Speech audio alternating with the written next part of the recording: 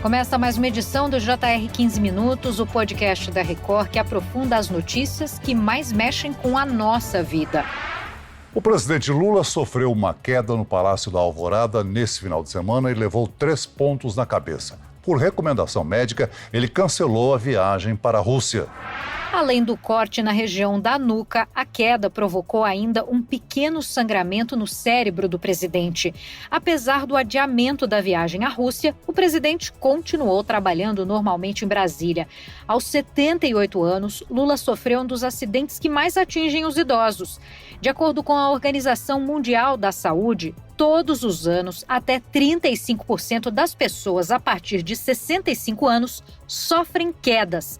Esse tipo de acidente é responsável por 40% das mortes de idosos relacionadas a lesões.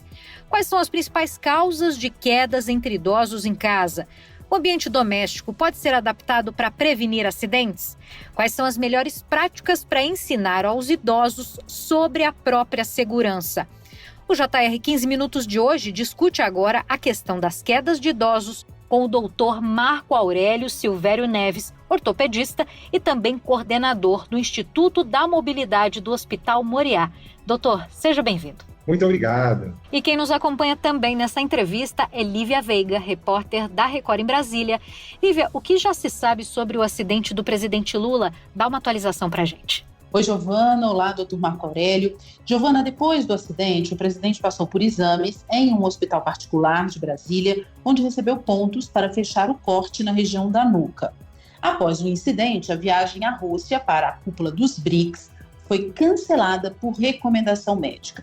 O presidente passou por novos exames para acompanhar especialmente a evolução do ferimento e se o sangramento no cérebro foi contido. De acordo com nota médica, o exame de imagem está estável em comparação ao anterior e novos exames devem ser feitos ainda esta semana.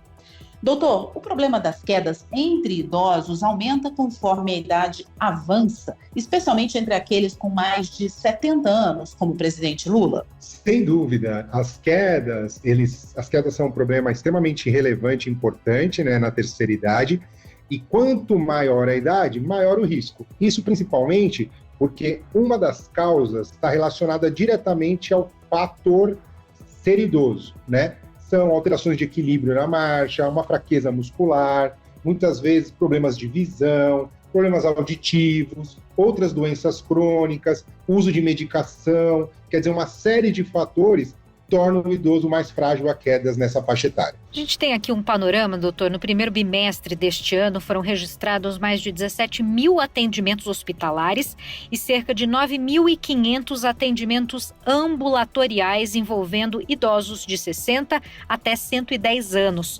Quais são os tipos mais comuns de acidentes domésticos entre esse público, doutor? Então, Giovana, as quedas em idosos, ao contrário do que acontece com os pacientes mais jovens, elas são sempre ou quase sempre domiciliares. Elas acontecem no ambiente de casa, né? Justamente por causa dessa fragilidade. É diferente dos traumas relacionados à rua, violência, acidentes, né? E a grande maioria das vezes, realmente isso tem a ver com essa fragilidade. E isso acaba tornando o problema muito comum, né? Você já começou com um dado aí da Organização Mundial de Saúde, a estimativa é exatamente essa, mais de 35% das pessoas acima de 65 anos sofrem pelo menos uma queda por ano. O doutor, e o senhor mencionou, né, a questão do equilíbrio do idoso, que ele perde um pouco com a idade. Quais são os outros fatores que aumentam o risco das quedas em pessoas idosas? Pensando fisicamente, uma fraqueza muscular, né? Acima dos 60 anos, a gente começa a perder massa muscular de forma muito significativa. Então, acho que a fraqueza muscular associada a essas alterações de equilíbrio e de marcha, elas são extremamente importantes. Outra coisa que é muito comum é a alteração visual, né? O idoso ele vai perdendo a capacidade de enxergar bem, tanto que outra coisa extremamente comum na terceira idade é fazer aquela cirurgia de catarata, né? Que tem uma relação muito direta com o quanto ele enxerga. E outro fator que é muito comum, que até é interessante, boa parte dessas quedas acontece durante a madrugada, porque é quando boa parte desses idosos se locomove dentro de casa para ir no banheiro, né? É muito comum ter aqueles episódios de de ir no banheiro para fazer xixi, para urinar, na medida que a gente envelhece. E aí, quando essa pessoa levanta de madrugada, sonolenta, mais fraca, mais frágil, e na maioria das vezes no escuro, a chance de queda é muito alta. Doutor, acho que o senhor melhor do que ninguém pode dizer para a gente que tipo de sequelas as quedas podem provocar para as pessoas idosas.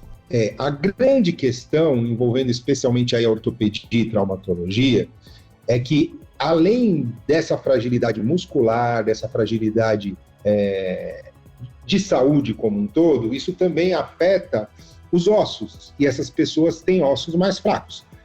O que a gente chama de osteoporose, é uma doença que fragiliza o osso e está especialmente ligada à idade e em mulheres questões hormonais. Essa pessoa com uma queda banal, o nosso grande receio é ela ter uma fratura. E as fraturas mais comuns são do fêmur, do punho e do ombro. Só que a fratura de fêmur, ela tem um impacto muito grande, porque a partir desse momento, um idoso fica restrito, limitado, e ele começa a ter risco de vida, né? A chance desse idoso ter uma complicação e vir a falecer por uma fratura decorrente de uma queda banal é muito grande. E é aí que isso vira um problema de segurança pública, de saúde pública, e um problema extremamente comum. Idosos que praticam atividade física são menos sujeitos a quedas e mais resistentes a eventuais acidentes domésticos. Sem dúvida nenhuma, os idosos mais ativos que praticam exercícios físicos, e aí o que vale muito é o programa de fortalecimento muscular, treinamento de equilíbrio, atividades como yoga, tai chi, chuan, eles ajudam demais a melhorar essa questão do equilíbrio, reduzindo assim o risco de quedas, né? Então, estimular as pessoas na terceira idade a fazer atividade, sem dúvida nenhuma, é um dos fatores que pode ajudar nesse sentido. E não precisa ser uma atividade de alto impacto, alta demanda cardiovascular. Tudo que trabalha o fortalecimento muscular tem um custo de benefício muito alto. Além da atividade física, cuidados com visão e audição também podem ajudar a evitar quedas e lidar com seus efeitos? Sem dúvida nenhuma, né? Porque, especialmente no ambiente doméstico, a maioria das pessoas durante a noite tem já uma iluminação diminuída e prejudicada, e se o paciente ou o idoso tiver uma alteração da acuidade visual, isso aumenta o risco de queda, né? De ter problema por tropeçar ali, às vezes, num objeto, num fio ou num tapete. A questão da audição, ela tem um pouquinho de mais relevância fora do ambiente doméstico, né? O risco, às vezes, de não ouvir um carro chegando, de ser chamado e não ouvir de forma tão clara. Então, isso também pode contribuir, assim como todos os outros fatores que eu citei, para aumentar a fragilidade do idoso à queda.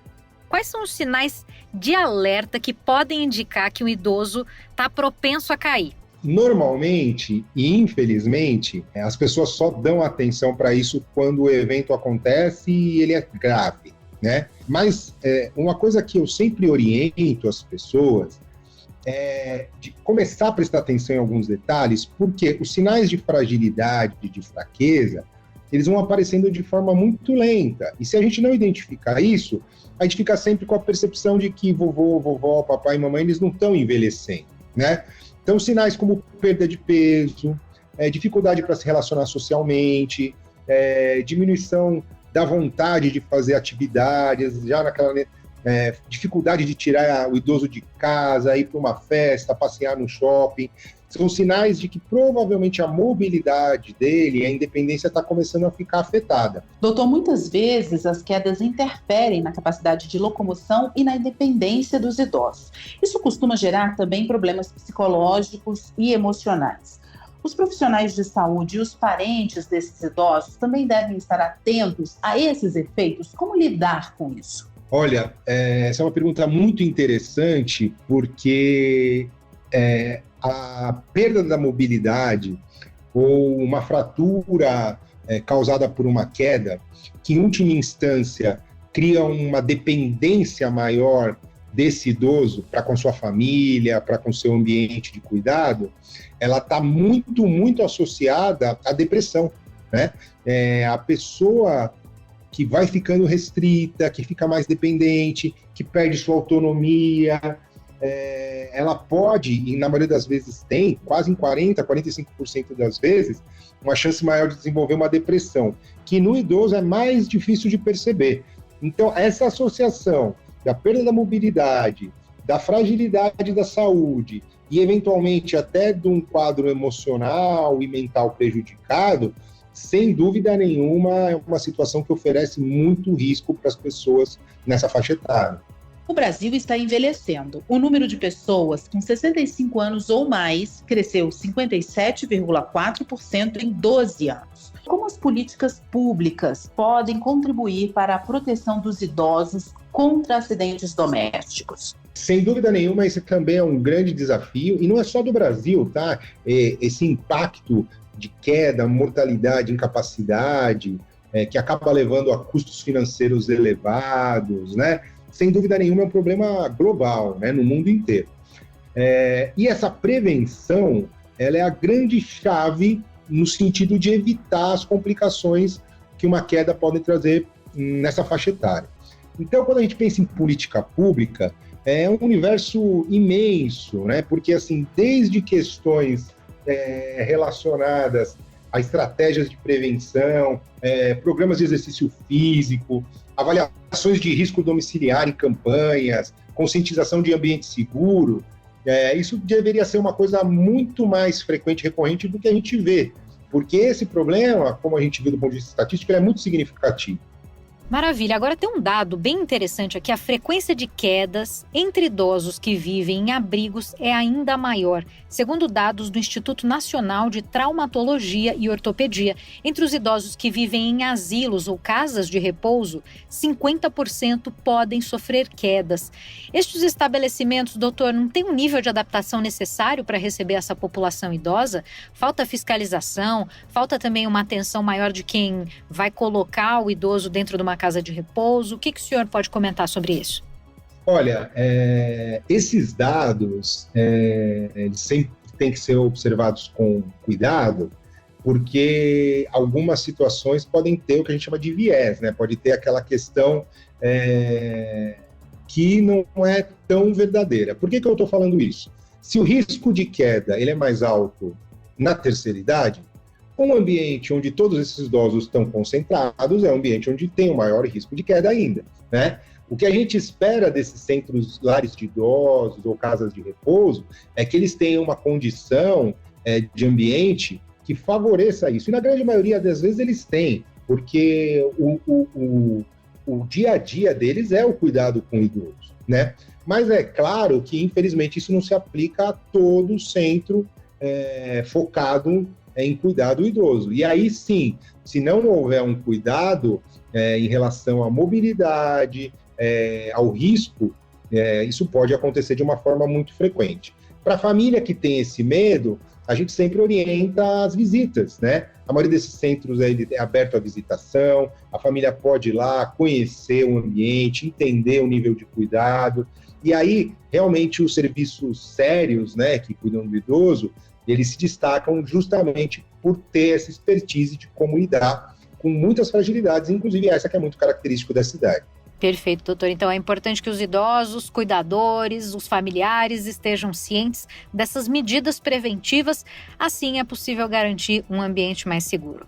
Bom, o 15 Minutos de hoje chega ao fim. Agradeço muito a participação, os esclarecimentos do doutor Marco Aurélio Silvério Neves, que é ortopedista e coordenador do Instituto de Mobilidade do Hospital Muriá. Obrigada, doutor. Obrigado, Giovana, Lívia. É um prazer sempre trazer informação e, de certa forma, tentar ajudar um pouquinho as pessoas a melhorar sua condição de saúde e prevenir problemas e complicações. Lívia Veiga, muito obrigada pela presença, repórter da Record em Brasília. Obrigada, Giovana. Até a próxima.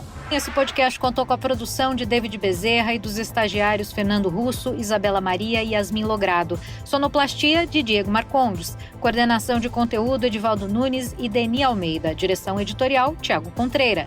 Vice-presidente de jornalismo Antônio Guerreiro. Você pode acompanhar o JR 15 Minutos no portal r7.com, nas redes sociais do Jornal da Record e também nas principais plataformas de streaming. Te aguardamos no próximo episódio. Até a próxima. Tchau, tchau.